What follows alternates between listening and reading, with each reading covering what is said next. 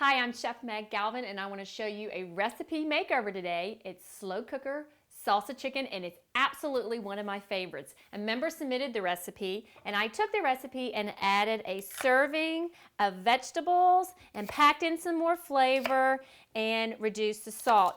The serving size is 1 full cup and it's just 165 calories per serving. So you're going to start with your slow cooker.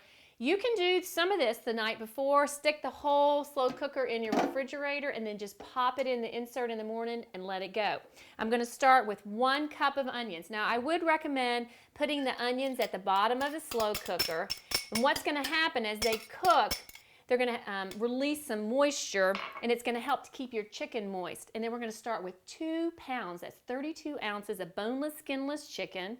Just place that right on the onions. So the onions are very aromatic, and then again, they're going to help with the moisture.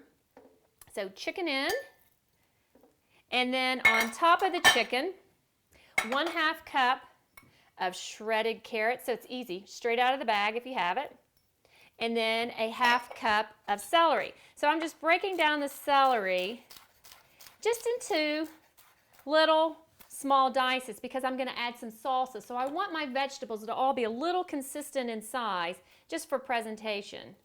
So 1/2 cup of celery on top of that. And then I like to use a petite diced tomato. If you have fresh tomatoes, that would be great. If you don't, I like this petite diced variety. And you can pick a low sodium tomato too. So 1 full cup of tomato with juice right over the chicken, and then 1 cup of salsa.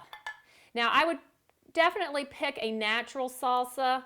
Look at your ingredients. What you're looking for is tomatoes and some spices.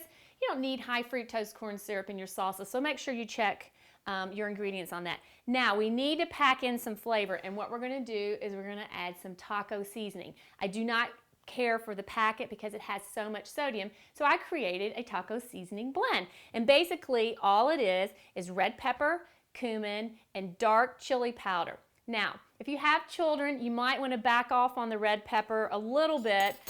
With the recipe, it's 2 tablespoons of the chili powder, 1 teaspoon, and 1 teaspoon of the cumin and 1 teaspoon of the red pepper flakes. So you could back down on that just a little bit. I usually triple the recipe and put it in a little container. And so on the salsa, we're going to do 2 full tablespoons of that blend, and then just give it a stir. And then we're going to add a 1/2 cup of water. So once you have your water in, lid on, and let it cook from 6 to 8 hours.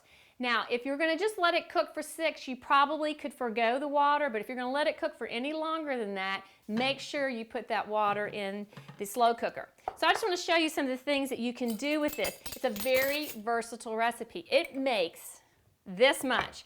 It freezes great. So what you can do is you could freeze half of it for a busy night. So what I've done here is I've just taken a whole wheat tortilla with a little bit, probably a teaspoonful of guacamole and some chopped fresh red pepper, and made a little burrito. But how I like to serve this is just 1 cup of the mixture alongside some spring greens.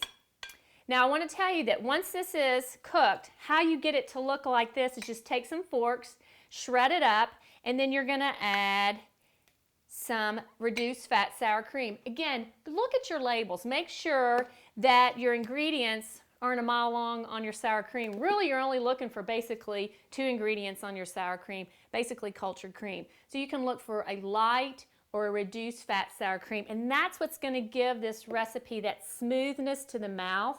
And it changes it up from just some salsa and some chicken to this really kind of creamy dish. The original recipe was written with a can of condensed cream and mushroom soup. So that's what we took out and added in just this little bit of sour cream.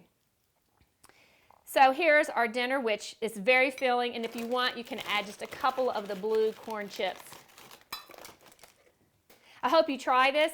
I know many of you have. It's one of the top-rated recipes that has been tried by the most amount of members. So it seems that everybody really enjoys it. Hope you do too.